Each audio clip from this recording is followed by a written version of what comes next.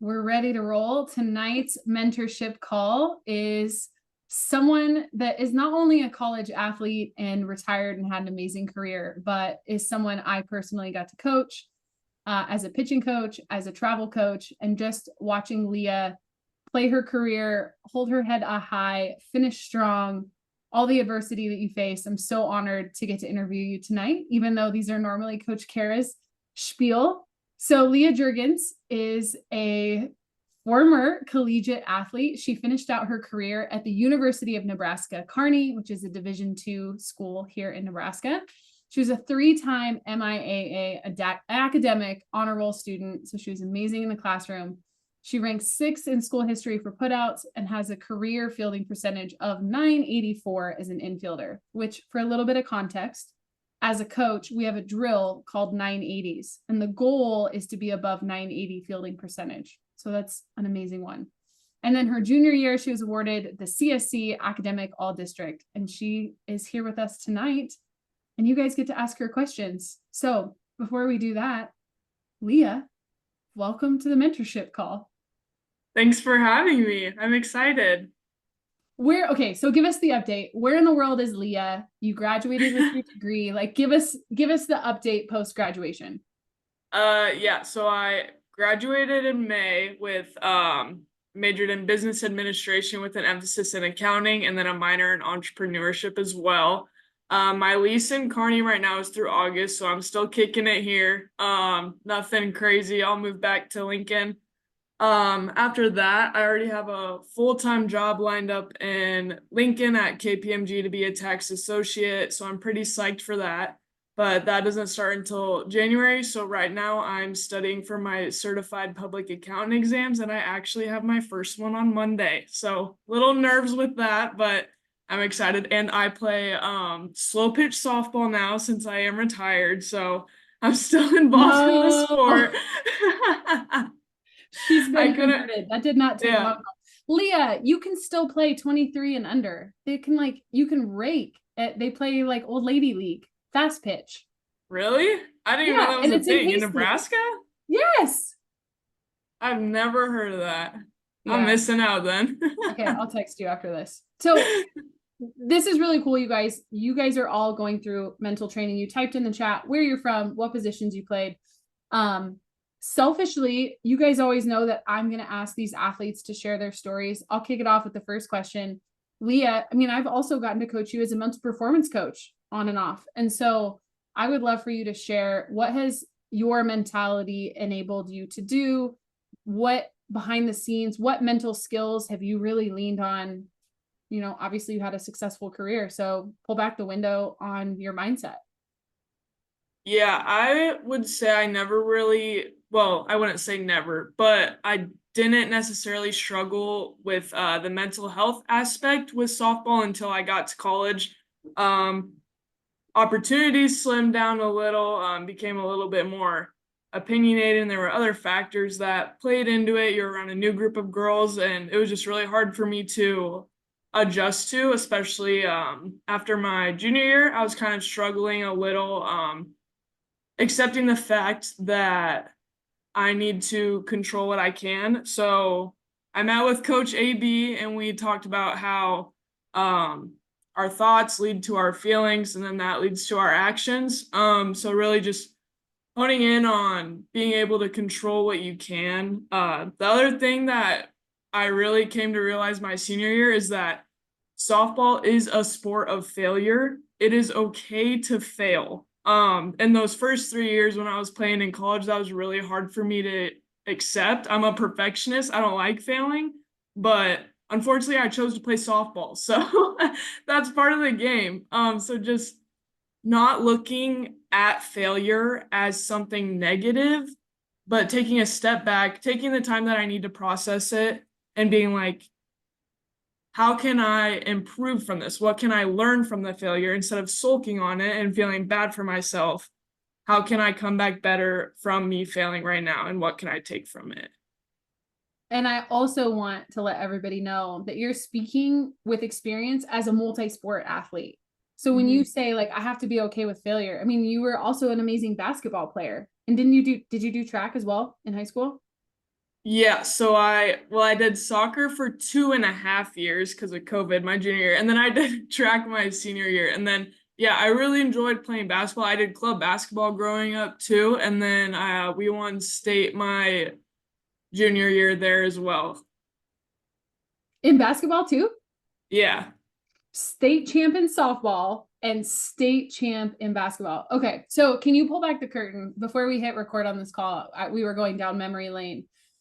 I think that the high school versus club is changing. I don't know if you guys are feeling that. And Abby, I don't know what it's like in Canada, but talk about your high school situation. Your high school did not have softball. So that was a decision that you made. Can you talk us through that decision and literally like the the following decisions that like what did you have to do to make it work? Because your family like made some really big sacrifices.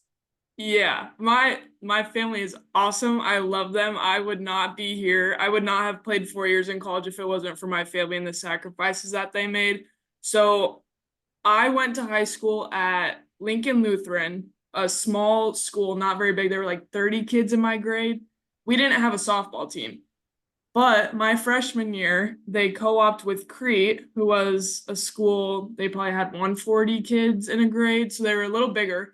We were able to co-op with them, so that means that I was able to play with them. I was the only girl from Lincoln Lutheran that was playing for them. So my parents would have to get me from school and drive me 45 minutes to Crete every single day so that I could go practice with that high school team. And then so my freshman and sophomore year, that's how it was. My sophomore year, I could drive, so that was easier on them. Thank goodness they were probably like, thank the Lord that we don't need a driver every day. But and then so after my sophomore year, I was like, well, I might as well just transfer. Like, so then I'm more involved with the girls, more involved in the community and the school, and not just only with them for 3 months during high school season. I was like, I can build a better bond with them. Like I said, be more involved in the community. And I just really enjoyed the environment they had going on there. So I ended up just transferring. That was a really hard decision though, because obviously I had to leave some of my friends at my old school, but I knew that in order for me to really dial in on my softball career, being able to be at practice right from the start was huge for me and to be involved. Like I couldn't go to morning practices when I was at Lincoln Lutheran because it would involve me driving to Crete 2 times a day. So I would miss out on those practices. And I would show up to practice late every day, like 15 or 20 minutes, because those guys would start right after school. So I had to make that decision about I want to become better at softball. I want to be involved in these things. So I need to transfer schools. And it ended up working out well for me. So I'm glad I did it. Yeah, definitely some sacrifices. Shout out to the Jurgens fam. Yeah. And really, Leah, like you think about the mental skills behind that of like knowing your why. Like if you were just playing softball just because it was fun, do I push you guys in the program? If you guys tell me that your why is because it's fun, I push back because what happens when it's not fun? It's not always fun driving 45 minutes. It's not always fun getting up early. And so what was, what was the end goal? What was your why? Like what carried you through those hard moments? Well, obviously, it's always been a goal to play 4 years of college softball. So, making myself better so that I could get recruited to the school that I wanted to go to. Also, just it's always my family. Like everyone always wants to make their family proud. So I just always wanted to be the best player that I could be, the best teammate that I could be. So that my family would see that and be like, okay, we're doing the right thing. Like she's doing good. Um, I think my teammates too. Like I said, I wanted to be around them more. Like I wanted to have a bigger impact on them as a teammate. I wanted to support them more. So I wanted essentially to be around them more. Yeah. And cherry on top, state champ, and then getting Yeah. recruited, all the goals that you set out to set. So Yeah. enough going down memory lane. I'm sure you'll share more of your story. Girls, what questions do you have for Leah as somebody who has now finished her career and, on the other side of retirement? What do you got for Leah? Katie, you got one? Fire away. What's your favorite animal? I am a dog person. I don't know if you can see, but that's a painting of one of my dogs back home at my parents' house. His name's Ace. He's 4 or 5. Get him mixed up a little. We have another little one, but I got that when he was a baby. So I love my dogs back home.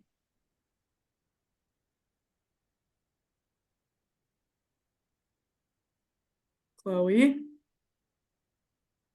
Why did you start softball?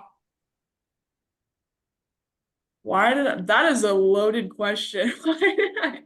I like it though. I like it.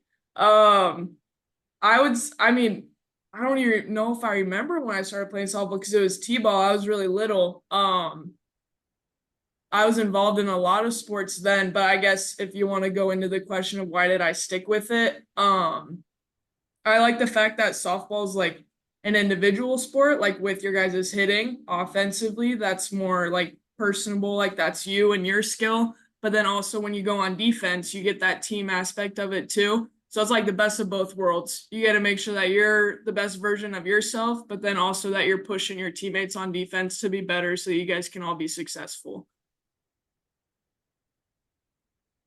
And I like being outside. Being outside is nice too. Can you talk a little bit about, I don't think this is talked about often enough, of you're in college, every year your coach's job is to recruit a whole new grade, basically. And so I'm sure that there's a lot of nuances of like, okay, not only do I have to build trust with these new people, but some of them might be competing for my spot. That's something that's not talked about often enough. How did you navigate it? What were your thoughts around it? And how did you kind of keep your blinders on as someone who does I can relate to that of like, it's very easy to fall into the comparison and the perfectionism trap. Well, that's kind of something that I talked to you about last summer too. I was like, I don't feel like anyone has confidence in me. Like everyone's always getting put at my position. Like I don't know what's going on. And just after having that conversation with you and then kind of going into my senior year, I was like, if I'm going to switch my mindset, it needs to be now. If I'm going to be better, it needs to be now because this is my last 9 months of softball. So more of switching it as thinking it, if someone's coming in and they play the same position as you, use it as a motivator. Like I get the opportunity to push myself to outcompete this person. Like you get the opportunity to be better and to prove that you are better. Instead of looking at and like sulking and being like, oh, dang it, someone else is at my position. Because now that I'm coming into the adulting world, I'll tell you guys too, you don't get stuff handed to you in life either. I wish it was that easy. I really wish I could tell you guys it was that easy, but you got to work for a lot of things. So you might as well start with your position in softball. That is a gold wisdom nugget. If you can learn that, how old are you? 22? Yeah, I turned 23 in less than a month. I'm getting old. Yeah, we got July birthdays in the house. And yeah, think about, like, if you can learn that life lesson now at 22, 23, and you guys can learn that now. I mean, I wrote that down. That's an amazing, like, if you can figure that out. well, I just think I was listening to a podcast earlier just about how relatable softball is to life. Like how I was talking earlier about failures. Like life isn't perfect either. We're not perfect. The only one who's perfect is our Lord and Savior. So like we're gonna make mistakes in life too, just like how we fail in softball. And it's about how you respond and how you learn from it. Chef's kiss. So Yeah. Leah, dropping some nuggets. Katie, you have another question. Fire away. What's the name of your softball team? So I just retired from playing for the University of Nebraska at Kearney, and we are the Antelopes, or you can call us the Lopers too. But if you say the Lopers, not everyone knows that that's supposed to be an antelope. So, but that's what it is. I think I even forget that. I'm like, oh, it's a loper. Well, yeah. What you got, Abby? What position did you play? I played first base all 4 years and I dabbled a little with outfield, but nothing crazy. I was mostly at first base, which is what I've basically played all my life. I'm left-handed, so there's not really a lot of other places you could put me. You don't see left-handers playing middle infield or third base. So it was either first base or outfield. And I used to pitch like Coach AB said she used to give me some lessons, but I didn't stick that one out. That's okay. You were also one of my first ever pitching lesson clients. So we were all in it together. You also, I mean, talk about your approach at the plate. One thing I loved coaching you is, do you remember does anyone through college, did anyone or your mom still call you Leah Boom Boom? Actually, whenever I see Claire Carl, she'll still throw that one out there. Yeah. But, when Lindsay was on the team, she would a little, because she got that. I don't even know how, because they never played for you, but somehow it translated to like Lindsay and Kylie, and when they played on the Nicknames team, stick. yeah, Why do you think I'm Coach AB? Coach, like I yeah. got my AB sticks. So talk about your approach as a hitter, because you hit from the left side, but you were not a slapper, right? Or were you a slapper? Never No, slapped. never a slapper. I'm like, I'm not that old. We didn't play that long. Talk about your approach, because watching you power hit from the left side, I mean, you definitely were a threat. And every team that you play, I mean, I coached high school against you when you transferred to Crete too. And it's just one of those things that you knew where the ball was going, and you had the ability to not only hit for power, but you were really great at placing. And again, not something a lot of people talk about, but like Coach Carr had some great strategy. Can you talk about your hitting approach? Yeah, so I have always enjoyed hitting, putting in work to hitting. T work may seem overrated, but I promise it'll help you out in the long run. Especially, so obviously college ball, you face better pitchers. The MIAA for us was arguably like the best conference in D2. So we faced some pretty good pitching. So my batting average was struggling a little the first 3 years. It got better a little each year, but then this year, like I said, my senior year, I was like, I got to figure something out. So I actually read this book called Max Out Mindset. Have you heard of that book? It's a good book. So, and one of the things that I took from it is when you're like in the batter's box, you are like continuously telling yourself in your head, like, I'm the best, I'm the best. Like just reminding yourself of the confidence that you have. That helped me a lot this year, just the mental approach. Physically, I would say just knowing what the best pitch is for you to hit and seeking it out every time. Learning from the batters before you and even after you throughout the game. Just keeping notes in your head. Oh, she threw this to me last at bat, or she's throwing the other lefty on my team all inside, so I'll probably see inside too. Just making sure that you're constantly engaged in the game, and taking those mental notes so that when it is your time for your at bat, you're ready to capitalize on the pitches that you do see. Love it. What was your favorite pitch to hit? Well, down the middle, obviously. Besides down the middle. I was an oppo person, so anything outside. Yeah. I vividly remember calling, it was when it was you. You played with Morgan Molly in high school, right? Were you guys the same grade? So she was a grade above me. So I played softball with her for 3 years and then basketball with her for only one because we didn't co-op for basketball. So not until I transferred, but yeah. Yeah. I vividly remember telling our pitchers, do not throw these three hitters anything remotely on the plate. And you and Morgan, I don't know if it was back-to-back home runs, but it was definitely home runs in the same game. And I kid you not, we talked about the colors of the plate. Do you remember the colors? Yeah. It was like green, black, like purple unicorn lay. It was like 4 inches off the plate, and you're crushing those pitches. So good memories. Yeah, that was my prime. Because we could tell so many stories. I think Chloe had a question, then we'll go Katie again.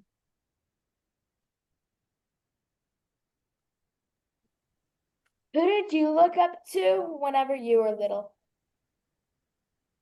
Oh, so when I was pitching, I was big on Jenny Finch. I even had a book by her or about her. I don't remember, but I was a big Jenny Finch fan. Do you guys know who that is? Okay. Whew. I was gonna say that would have been a while ago because that was when I was little. So Yeah. But yeah, she was always fun to watch. She's a good competitor. I have a lot of respect for Jordy Ball, seeing the success that she's had through high school and just hearing some of the things that she's said. A lot of knowledge up in her little brain. But and then I just like watching softball. I don't like to see some good competition. Doesn't matter who's playing or the players, but I just like to see some good athletes. So Katie, what you got? What was your favorite pitch to throw when you were a pitcher? oh, I didn't pitch long enough to learn that many. I think I only had a fastball, changeup, and rise ball, and my rise ball was not that good. So my changeup, I can still throw a pretty good changeup. So probably the changeup. That was a great question.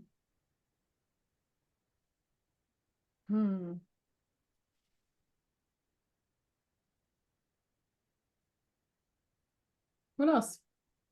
Go for it. What's your favorite color? My favorite color is blue, which also happens to be my school colors, which is convenient. So I have a lot of blue stuff to match my favorite color. Abby, what you got? Do you have any like tips for when you're facing like a pitcher that's like you maybe weren't expecting to face, or like they're just really good and you're like almost not feeling confident that you're gonna do well against them? She kind of cut out a little at the beginning. Did you catch the beginning?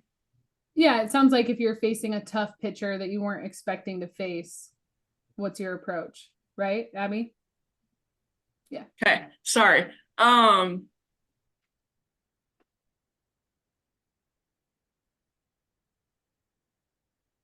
It's kind of a tough one because it's kind of like what I said before. Like, if you don't have a scouting report before the game, or if you look at club ball too, you never know. You don't get scouting reports for club ball.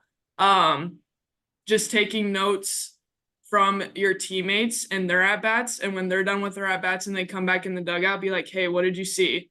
Like, how's she throwing? One thing that I especially look out for is, are they consistently throwing first pitch strikes? That's huge. I think that is a big advantage if you can figure that out early in the game and attack early in the count. So that's a big thing too that I at least look for in every single pitcher. Otherwise, just your approach shouldn't change much. You still know what you want to hit. So just figuring out what she's going to throw you, what she has thrown you in your at bat before this one, and just making sure that you're ready for it mentally and physically. Leah, where did you hit in college, like number wise? Because you were always the top of the lineup, middle of the lineup hitter. Where did you hit in college? So my first 3 years, I was like 5 or 6, but then this year my coach did something different where I was actually 9th.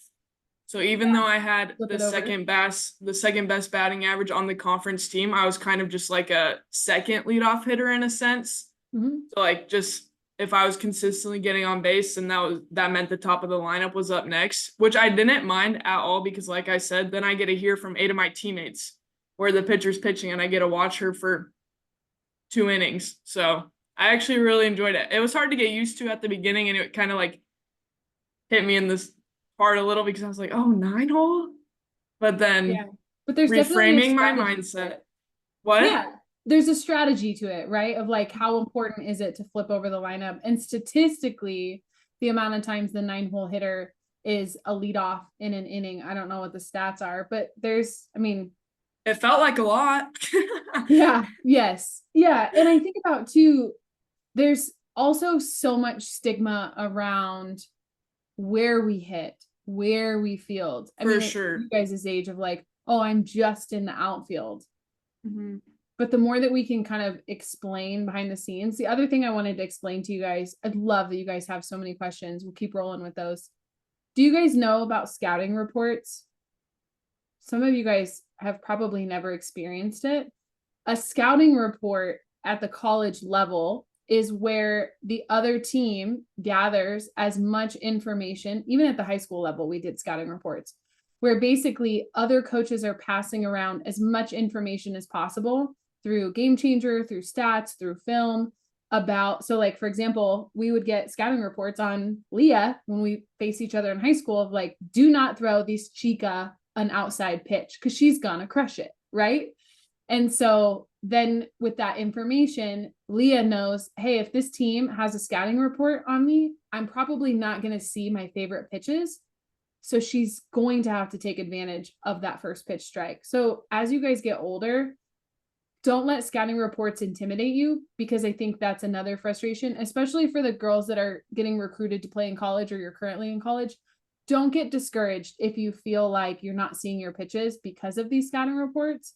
It just gives you an even better advantage to A, make your weaknesses stronger, or B, when you do get that pitch, make the most of that opportunity.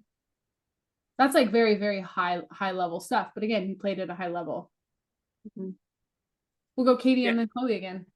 Do you have anything to add on that, Leah? About like No, that was well said. I was just gonna say I didn't even realize, just because I've been with scouting reports for 8 years, that at your guys' age, that wasn't like we didn't do that. Or like I said, with club ball, you don't, because you just show up and play. Yeah, I think club ball even has more information now because Game Changer does video now. I mean, back when I coached you guys, we didn't have game film, but now there's game film. Interesting. With everything. What you got, Katie? If you remember, what was your favorite pitcher to hit off of? Wow. That, like, that's a tough one. Or what kind of pitching? I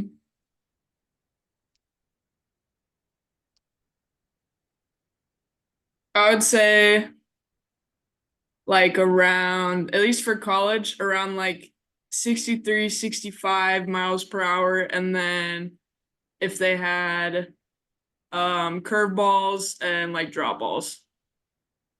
Wait, wouldn't curveballs curve into you? Screwball.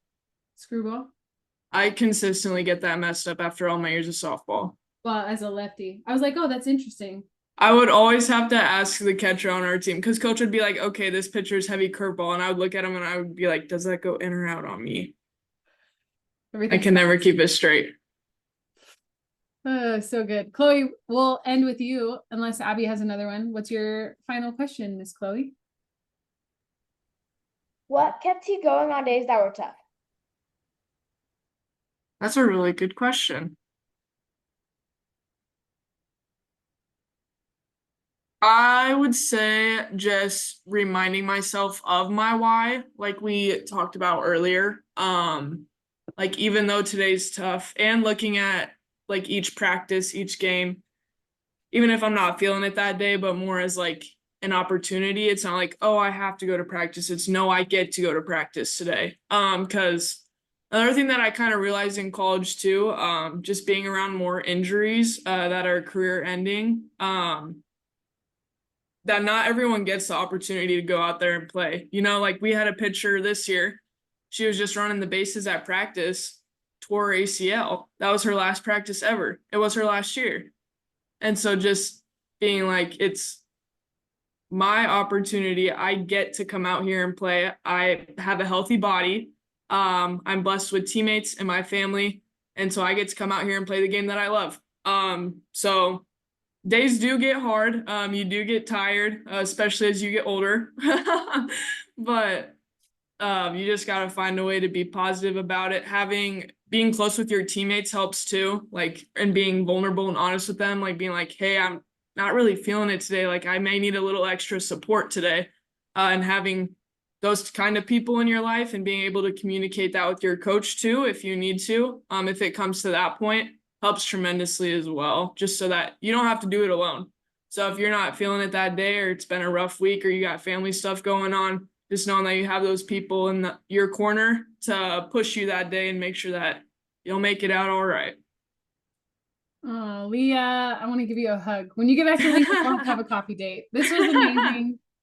Thank you for sharing your story. And I think sometimes what what just energetically comes out in these questions. You guys asked amazing questions tonight. You are getting to learn from people who have been in your shoes, but you also get to use Leah's experiences to avoid some of the things that she wished she would have done differently. And, we talked about scouting reports and life lessons and all of these things. So if you guys can even just take one thing from tonight's call, you're already ahead of the game from, where Leah was and where I was. And I do believe college is like the best softball years. So thanks for sharing it with us, Leah. Yeah, of course. Thanks for having me. I'm so proud of you. And where is the best place to follow you? Are you on Instagram? Are you on Twitter?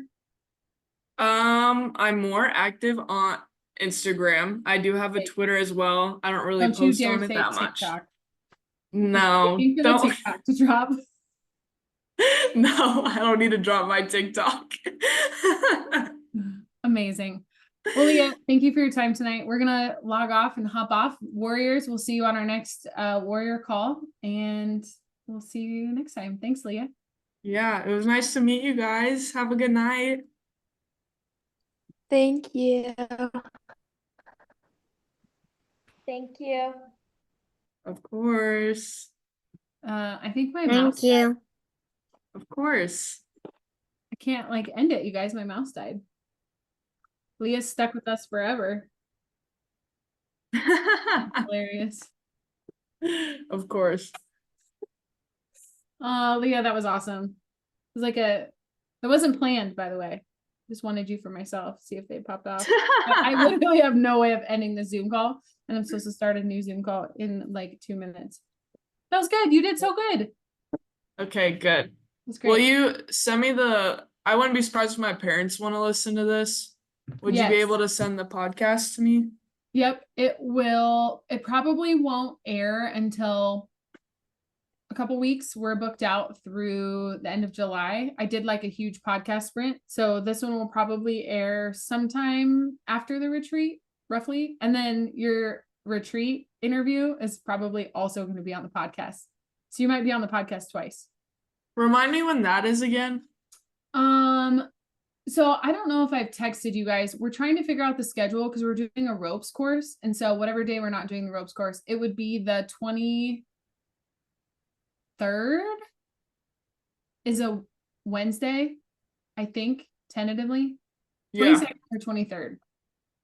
Okay, I'll be in Minnesota on vacation, but they have Wi-Fi out there and we're just in our cabin, so I'll just be fine. I will just need a reminder, but I will be open because the only thing I'll be doing is sitting at a lake. Oh, okay. We'll have to shift gears then because it's supposed to be in person. Is it really? Yeah, that's okay. That's okay. That's even better that we're doing this. Wait, no, it's not. No, I will be here. I'll be here. That's a different week. Are you sure? Yeah. Okay, no worries, because I have a whole team that I'm trying to manage. I have so many irons in the fire. I've been so bad at doing some of these things. The Camazin twins. Who am I missing? Brooke Dumont, I think. Do you know who that is? Maybe if I saw her in person. She played at Papillion and went to Jackrabbits. What are the Jackrabbits? Oh, South Dakota State, right? SDSU. Anyway, I will be texting you guys details. We just have to finalize, and then it's in person, and then you guys will have lunch with us. It's in Papillion and all that jazz. Yeah, no, we come back the 19th, so I was just losing it. So I'll just stay home for those days, and then yeah, I'll stay home until then. Sounds good. And then I'll get your t-shirt size, and we'll get all your details and all the stuff. Sorry, I keep asking you questions. Are we just is it just an in-person? You're just talking to all of us? Yeah, so it's the same thing as tonight. Only you guys will go to the cabins. We'll sit you guys in chairs on a panel, and you guys will have a little microphone, and you'll pass the microphone answering questions. But are we doing anything else with the retreat, or that's all you need from us? Just that one day as a guest speaker. Perfect. Okay. I can do that. I will be here. Yeah. In the future, and I could talk about this forever. Which I don't know where we're still recording. I don't know where Itzik is. One of the things is for this retreat to be really cool, my idea is like, obviously like you're graduated, but I would love to have these college girls literally stay in the cabins with us. Like you'd be a retreat leader instead of just like, oh, there's a guest speaker. Oh, there's a guest speaker. Like, you know, like obviously Jordy Ball is like here and like asking Jordy Ball to sacrifice 3 days of her time. Like we just have to figure out a way to fund it, really. Yeah, true. Because asking you to take a week out of your summer to like come stay in the cabins, like, you know, part of it is like trying to figure out how to like pay or how to get sponsors or all the things. So Right. Welcome to entrepreneurship. Yeah, that would be cool though. That would definitely be a lot of fun for the girls. Yeah, we're in our 4th year and this is a new location. So it's kind of sketchy. It's in the middle of a cornfield and you go to a dead end road and then it opens up to like these cabins and a swimming pool and a ropes course and all the things. So it's pretty cool. Huh. Well, I'm excited to see it. Yeah. So I'll shoot you a text. And if you don't hear from me in like a week, be like, yo, you said you were going to get me details. I do need to get you guys details. Deal? Yeah, that sounds good. Okay. Amazing. And I'll keep you posted on when this podcast is going to be aired. Okay. Thanks, Amanda. Tell your fan bam. Hey. I will. Good to see you. Too. Bye.